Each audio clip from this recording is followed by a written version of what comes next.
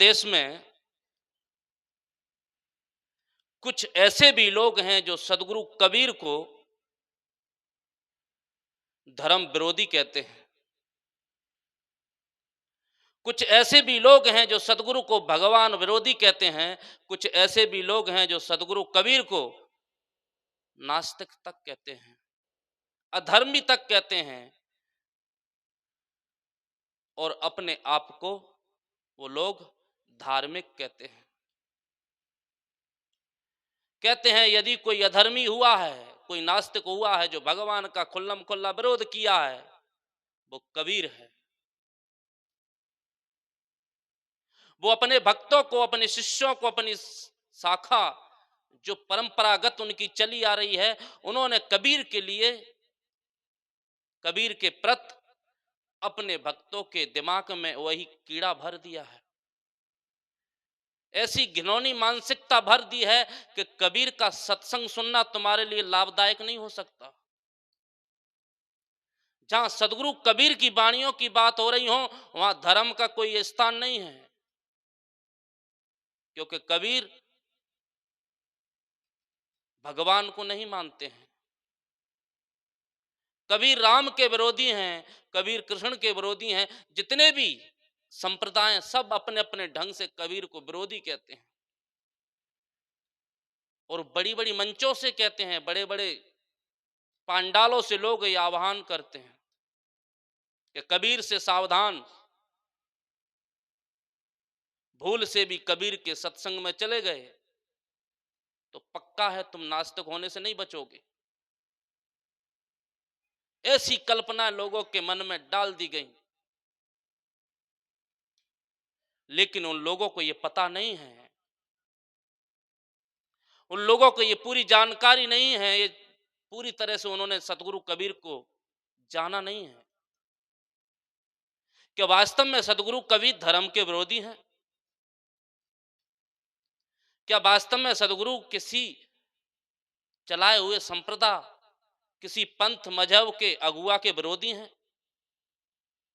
क्या कबीर भगवान के विरोधी हैं? ये सारी चर्चाएं व्यक्ति के मन में जागती हैं, ये शंकाएं पैदा होती हैं, लेकिन जो कबीर को पढ़ता है, कबीर के ग्रंथ, सदग्रंथ बीजक को जो जाना है, वो जानेगा कि कबीर से बड़ा धार्मिक कोई नहीं हो सकता। सदगुरु कबीर से बड़ा भगवान को पूजने वाला कोई नहीं हो सकता,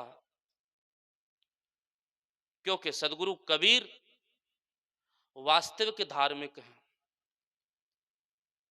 और सदगुरु कबीर यदि किसी को कुछ कहते भी हैं अपनी वाणी द्वारा, तो समझ लीजिए वो भगवान का विरोध नहीं करते हैं, भगवान पर चलाई गई अंधश्रद्धा का विरोध करते हैं। सदगुरु कबीर किसी पंथ का विरोधी नहीं है, किसी धर्म के विरोधी नहीं है। धर्म और पंथ के नाम पर, मजहब के नाम पर चलाए गए आडंबर और पाखंड, तमाम तरह की विसंगतियों का, तमाम तरह के कुविचारों को सदगुरु कबीर धराशायी करते हैं। वो ऐसे विचारों के विरोधी हैं जहां पर मनुष्य को मनुष्य ना समझा जाए, मनुष्य को नीची दृष्टि से देखा जाए, मनुष्य के साथ मनुष्यता का व्यवहार ना किया जाए। सिर्फ धर्म के नाम पर जातिवाद, पाखंडवाद, रूढ़वाद और तमाम तरह की जो उलझने हैं, जो पूजा पाठ है, उसमें लोग उलझा देते हैं। उसी का सदगुरु कबीर विरोधी है, उसी का सदगुरु कबीर विरोध करते हैं, उसी को जताना चाहते हैं। सदगुरु कबीर को आपके भगवान से कोई लेना देना नहीं है, कोई आपत्ति नहीं है। यदि कोई राम का भक्त है, वो राम की पूजा करता है, राम के मंदिर में जाता है, अच्छी बात है कि वो राम का भक्त है, राम को मानने वाला है, राम की पूजा करता है, ये बहुत अच्छी बात है। लेकिन पूजा करने की जो गति है, पूजा करने का जो तरीका है, और राम को वो जिस रूप में मानता है,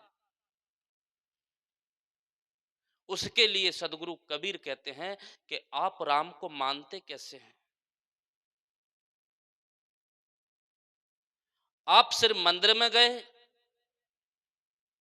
कुछ पूजा अर्चनाएं की, कुछ प्रार्थना की, और आपने मान लिया कि हमारी जो आस्था थी राम के प्रति वो पूरी हुई, हमारा जो कर्तव्य था पूरा हुआ। सिर्फ पूजा पाठ से, कुछ मंत्र जाप से, राम राम नाम नाम कहने से हम राम के सच्चे भक्त हो गए? इसको सदगुरु कबीर बताते हैं। सदगुरु कबीर कहते हैं कि मैं राम का विरोधी नहीं हूं, मैं राम के नाम पर जो तुम लोग दिखावा करते हैं,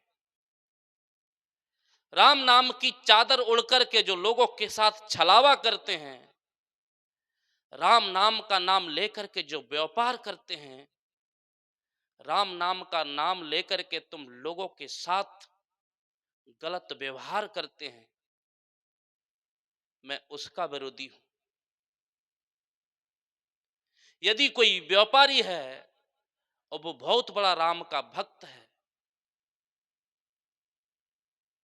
कोई बिजनेसमैन है वो बहुत बड़ा राम का भक्त है, कोई कर्मचारी है, कोई कोई जॉब करता है, कोई नौकरी करता है, यदि वो राम का भक्त है तो वास्तव में वो अपने दिल पर हाथ धर के अपने आप से पूछे कि मैं राम का भक्त हूं